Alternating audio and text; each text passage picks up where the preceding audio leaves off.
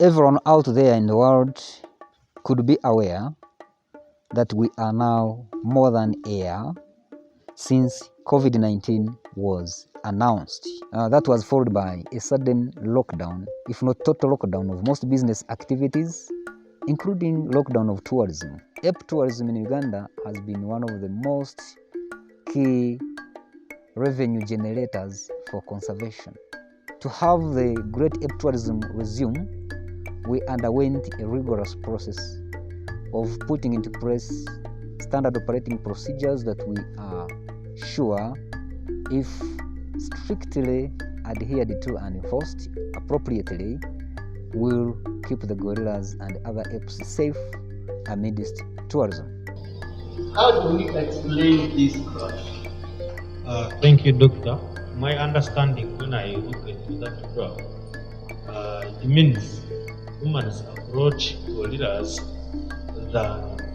much more than the gorillas approaching humans.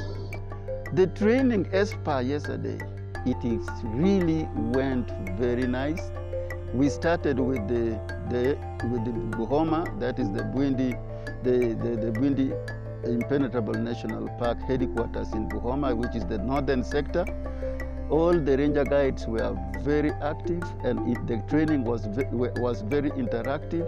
We've read what it takes to do responsible tourism, and you as a guide, it is within your hands to make sure that all that we've talked about is followed.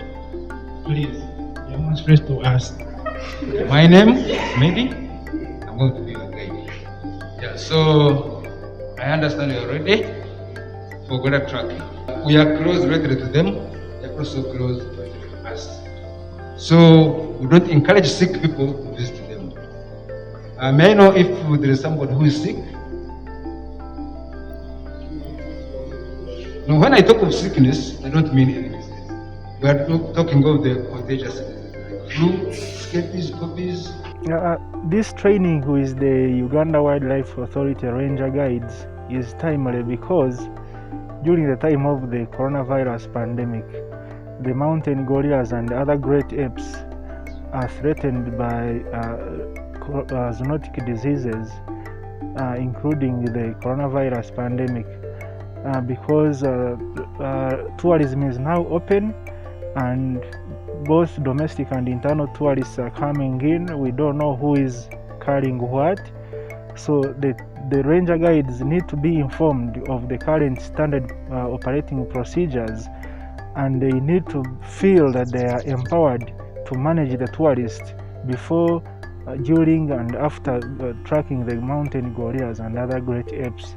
So before we leave this place, we should have to sanitize ourselves, and then there is a basin somewhere there. You step in, then from there we continue to the gorilla. The University of Exeter, in collaboration with Conservation Through Public Health, Ctph, Institute for Biodiversity and Protected Areas, Robert Koch Institute, Bristol Zoological Society, and the IUCN Primate Specialists COVID-19 Working Group. They received funding from Darwin Initiative to create education materials and training parks for great ape tourism sites in Africa. If we continue attending workshops and trainings on how to handle the clients, we shall improve. As the people most often come into contact with these animals, it is important for you, the guides who take them to the gorillas, to consider the risks of transmission from them to you, as well as from you to the tourists themselves. The presentation, we saw those photos which were posted by the clients. Do you see what you people are doing? Do you see you people, what's happening here? Explain to us. At the briefing, these people were talking here. In the other slide, this team who came, they are really talking very good at the briefing point. But see what you people do when you are in the field with your clients. I was ashamed when I saw it. I really felt it, that really they were not doing something right.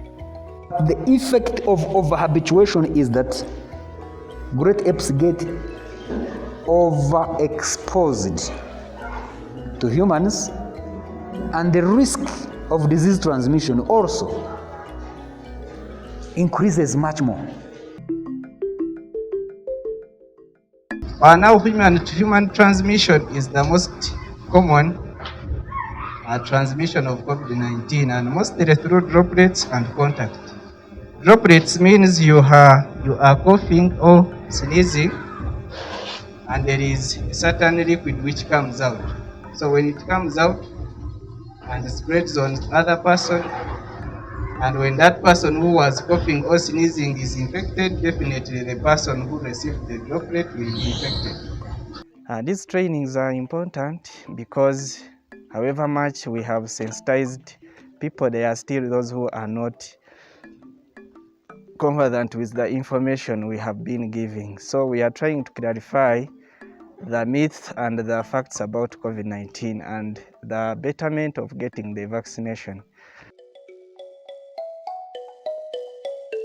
And research has shown that even in tourist sites with disease mitigation measures in place, the distance, as you'll see in the next presentation, the distance between great apes or gorillas and the tourists does not always follow the approved guidelines.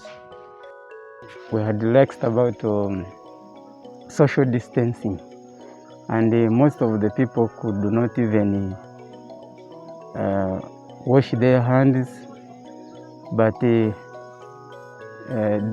workshop for Ctph is also reminding us to know that we should do all the SOPs. I first thank the management of Ctph for having brought to us such a trainings, because such a trainings remind us about the SOPs and what we are supposed to do. You know, this pandemic has not been so easy, and we need to keep updated and be reminded all the time what we should do in order we can avoid this. And you know, we are handling clients from different areas. Therefore, this training is very, very important to make sure we handle them with care. Is it possible for you to do for us some role play? Pick one person to play gorilla, let that gorilla come close to you, and then show visitors who are watching how they should.